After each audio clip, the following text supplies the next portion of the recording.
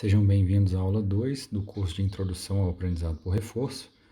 Nessa aula nós vamos apresentar a definição para agentes inteligentes, aprender a identificar esses agentes, bem como os ambientes, recompensas e os estados, para que nós sejamos capazes de entender o funcionamento dos algoritmos de aprendizado por reforço. Vale lembrar que todos os materiais para o curso, bem como as informações adicionais, podem ser encontrados na nossa página, cujo link está na descrição. Em problemas de inteligência artificial, nossa intenção é que o agente que estamos criando se comporte de forma inteligente. Mas o que é um agente que é considerado inteligente? Uma definição que nós podemos apresentar é a seguinte: um agente pode ser descrito como qualquer coisa que tenha capacidade de perceber o ambiente em que está e atuar nesse ambiente através de atuadores. Nós, seres humanos, poderíamos ser descritos com essa definição. Percebemos o ambiente através de nossa visão, audição e outros sentidos e atuamos no ambiente através dos atuadores, como nossas pernas, mãos e assim por diante. Mas como foi dito anteriormente, esse agente também precisa ser considerado inteligente. Vamos trabalhar um pouco mais devagar em cima dessa definição. Primeiro, o que seria um agente racional? Aquele que toma as melhores decisões em todos os instantes, correto? Então agora nosso problema se torna em definir como e quando analisar as decisões do agente. Como nós vamos saber se aquela ação foi boa ou ruim e como quantificar isso para conseguir distinguir todas as ações que nós vamos ter que analisar. Para resolver o como, nós vamos usar uma medida de desempenho. Esse critério vai determinar o quão sucedido um agente é. Porém, ao fazermos isso, já estamos colocando uma limitação no agente, nessa metodologia, visto que essa medida de performance não pode ser utilizada para agentes que cumprem tarefas diferentes. Então, vamos supor que você está criando um robô que vai limpar a sua casa e outro robô que vai carregar objetos pesados de um ponto A a um ponto B. Essa medida de desempenho não pode ser usada em dois ao mesmo tempo. Um vai necessitar de uma medida e o segundo, por sua vez, vai necessitar de outra. Para que fique claro o conceito de medida de performance, vamos dar um exemplo bem simples. Vamos supor que você está aprendendo a dirigir.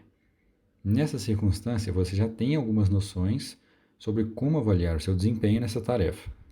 Por exemplo, realizar seu deslocamento com segurança é fundamental, não frear de forma brusca desnecessariamente, conseguir fazer controle de embreagem, não deixar o carro sair do controle, entre outros. Então nós já resolvemos a questão do como. Nos resta então resolver o quando. A questão de quando avaliar o desempenho do agente é crucial porque ela determina qual o comportamento mais provável do agente adotar. Por exemplo, em dois cenários bem simples. Vamos supor que você crie um robô que limpe a sua casa de forma autônoma.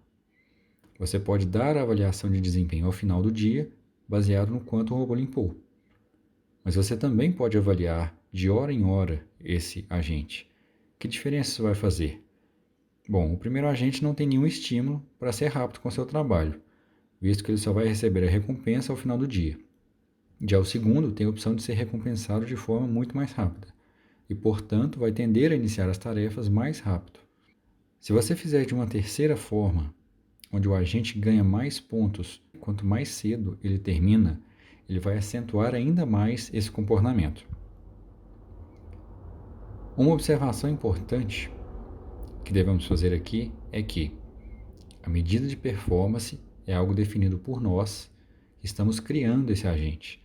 Portanto, nós temos uma visão de fora e somos capazes de definir quais comportamentos nós queremos que o agente desenvolva. Também vale a distinção de que, apesar do agente ser racional, ele não é onisciente, ou seja, ele não é capaz de saber de antemão quais são as melhores ações que ele deve tomar para cumprir a tarefa da melhor forma. Para que ele adquira esse conhecimento, é necessário que ele teste por si só quais os resultados ele obtém para cada ação. Também é importante que saibamos sobre a autonomia do nosso agente. Um agente que cumpre seu objetivo somente com o conhecimento prévio ou condições prévias que ele possui, sem levar em consideração as diferentes percepções a quais ele tem acesso, nesse caso nós dizemos que o agente tem baixa autonomia. Vamos dar um exemplo. Suponha que você compre um relógio que um fabricante fez especialmente para você. E ele sabia que você iria viajar em um dia determinado para um determinado local. Ele pode criar um mecanismo no relógio que corrija o fuso horário automaticamente, e isso seria um comportamento bem-sucedido. Porém, a inteligência estaria somente no design do mecanismo do relógio e não no relógio em si. Isso seria outro exemplo de pouca autonomia.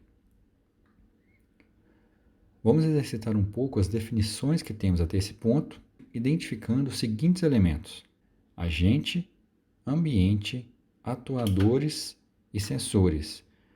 No caso A, você construiu um robô que limpa a sua casa de forma autônoma. Identifique todos os elementos. Não tem problema se você não conseguir de primeira, porque normalmente a gente demora um tempinho para se acostumar com as definições. Caso B, um caso onde você é o motorista de um táxi que transporta os clientes. Identifique, da mesma forma, os possíveis agente, ambiente, atuadores e sensores nesse novo caso. Essas definições podem mudar um pouco e são, de certa forma, relativas à pessoa que está construindo, mas esses seriam os exemplos de duas respostas corretas. Agora nós vamos explicar sobre os tipos de agente que nós podemos ter. Bom, o agente mais básico que nós podemos construir são agentes reativos simples. Eles executam ações através de condições quando essas condições aparecem. Então vamos supor que você está aprendendo a dirigir e aí quando um carro à sua frente freia, você também reduz a velocidade. Isso é um par condição-ação e é onde se baseia o comportamento desses agentes simples. Um segundo tipo que a gente pode ter, baseados em modelos, e aí a partir de agora a gente começa a aumentar gradativamente a complexidade até chegar no último. Nesse tipo de agente, vamos supor que nesse exemplo que você está aprendendo a dirigir, você quer fazer uma ultrapassagem, então em alguma das etapas você provavelmente vai prestar atenção no retrovisor central, no retrovisor lateral, mas observe que você não tem condição de dizer, sem algumas considerações, se saber se tem um carro logo atrás de você, se você parou de olhar. É para isso que servem os modelos. Nós conseguimos ter uma noção. Então, no seu caso, você usa da memória e de algumas lógicas, como por exemplo, você assume que as leis de trânsito vão ser respeitadas, que se caso alguém veja, provavelmente vai te dar o espaço. Esse seria um exemplo de um agente baseado em modelos. Um terceiro tipo é o agente baseado em objetivos. Nesse caso, novamente, nós aumentamos um pouco mais a complexidade e agora nós conseguimos fazer a distinção. Se você está indo de um ponto A para um ponto B e em determinado local existe uma bifurcação onde você pode tomar dois caminhos distintos, qual caminho você iria tomar? Bom, isso depende do seu objetivo. Se você quer chegar mais rápido, ou com mais segurança, ou algum outro fator levado em consideração. Nesse caso, nós teríamos um agente baseado em objetivo. O próximo tipo de agente é o agente baseado em utilidade. A utilidade é um conceito um pouco mais avançado do que o objetivo que a gente definiu agora há pouco. Então, até agora, você consegue distinguir um caminho no seu carro mais rápido, um mais seguro e assim por diante. Mas talvez isso não seja suficiente. Talvez você ainda tenha um histórico na sua memória de quais desses costumam ter mais engarrafamento, tem mais buracos na pista, talvez. Talvez você saiba de alguma outra circunstância que esteja acontecendo e, de certa forma, aquele estado que inicialmente parecia o melhor passa a não ser mais o melhor. E aí você tem uma tomada de decisão um pouco mais assertiva. Nesse caso, se trata de agentes baseados em utilidade. Passando para os ambientes, nós podemos ter algumas definições diferentes. Por exemplo, se o ambiente é acessível ou inacessível. Se um agente consegue ter acesso a todos os estados do ambiente, esse ambiente é dito acessível. Caso contrário, inacessível. Então, isso aqui tem um pouco a ver com o que eu falei agora há pouco, né? Imagine que você vai fazer uma ultrapassagem no carro e você não consegue olhar todos os retrovisores ao mesmo tempo, o que significa que o ambiente em questão que você está, ele é inacessível em algumas partes. Nós também podemos definir um ambiente como determinístico ou não determinístico.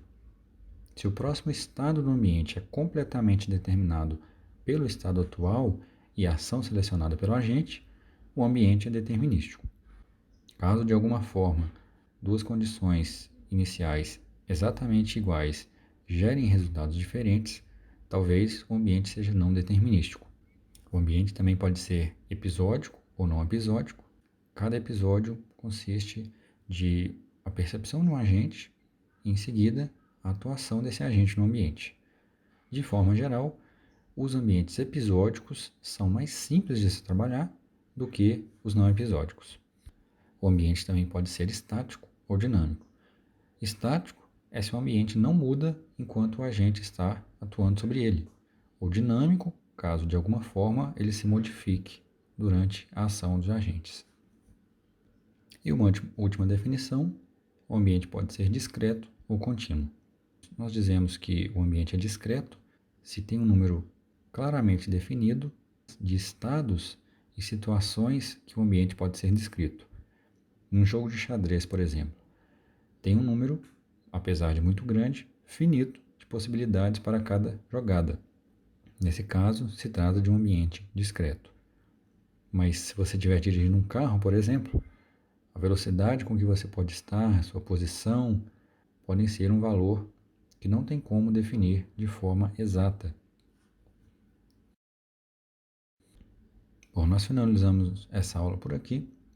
Na próxima aula, o Jorge vai apresentar para vocês uma introdução ao algoritmo de aprendizado por reforço e como os agentes aprendem.